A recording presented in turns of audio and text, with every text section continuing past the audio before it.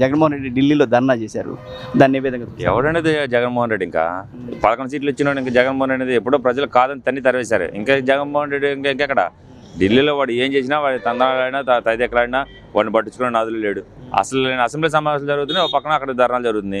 ప్రతి ఒక్కరు టీవీలో అసెంబ్లీ సమావేశాల్లో ప్రజలకు ఏ విధంగా మేలు చేస్తారా, ఏ విధంగా పరిపాలన చేస్తారా అని చెప్తున్న చంద్రబాబు నాయుడు చూశారు. కానీ ఢిల్లీలో ఎవడో కొట్టంగాడు ధర్నా చేస్తున్న వాడు గురించి ఎవరు చూశారు? అభ్యాసాలు వాడు లెక్కలో లేని మనిషి అంతే. అంటే మనం ఇక్కడ చూసే ఒక మాట అంటున్నాడు, వైసీపీ కార్యకర్తలను చాలా మందిని చంపేశారు, 36 మందిని చంపేశారు, రాక్షస పరిపాలన సాగుతుంది అంటారు అని అంటున్నారు. ఓ పక్కన చూసి చంద్రబాబు నాయుడు గారు ఇక్కడేమో రాష్ట్రాన్ని ఎలా అభివృద్ధి చేయాలని చెప్పేసి ఆయన రేయింబోళ్ళు కష్టపడుతున్నారు. ఎట్లా చూస్తారు? నేను ఒకే ఒక మాట చెప్తాను, దాని లైవ్లో టెలికాస్ట్ చేస్తారు కదా, అరిసే కుక్క మొరగదు, మొరిసే కుక్క అరగదు. దొరసాలు అంతే.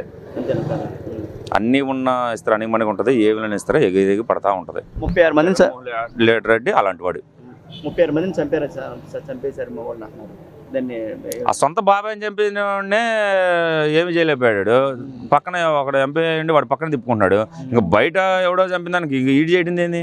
సొంత బాబాయ్ సంగతి గురించి అక్కడ ధర్నా చేయమని చెప్పండి. వాడేవాడండి సుబ్రహ్మణ్యం చంపి డోర్ డెలివరీ చేశాడు, మాస్క్ అడినందుకు డాక్టర్ని చంపాడు. ముందు వీడి కోసం ధర్నా చేశాడా?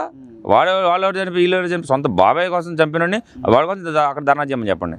ఇవన్నీ వేస్ట్ అండి. ఇది వాడు చేయటం అనేది వాడు స్వలాభం కోసం వాడు చూసుకున్నాడు తప్ప వాడు రైతుల పరంగా కానీ ఇక్కడ ప్రజల పరంగా కానీ వాడు చేయడు. అంటే స్వలాభం అంటే ఏంటంటారు? స్వలాభం అంటే ఏముందండి, వాడు స్వార్థమే కదా అది, వాడు రాజకీయ స్వార్థమే కదా అది. ఇప్పుడు ప్రజలకన్నా ఇబ్బంది అయ్యి ప్రజల కోసం బతికేవాడు నాకు ఇది కావాలి ఇది కావాలని నువ్వు అక్కడక్కడ ధర్నా చేయడం అంటే 5 అసెంబ్లీ సమావేశాలు జరుగుతుంది, నీకు ప్రజలకు ఇబ్బంది పెడుతున్నారన్నావు, అసెంబ్లీలోకి వచ్చి పోరాడు. నువ్వు ఆడిని పోరాడితే నిన్ను చూస్తాడు, అసెంబ్లీలోకి వచ్చి పోరాడితే నిన్ను చూస్తారు. నిన్ను ఎమ్మెల్యే చేసింది దేనికి? నేను అసెంబ్లీలో వచ్చి పోరాడతావని.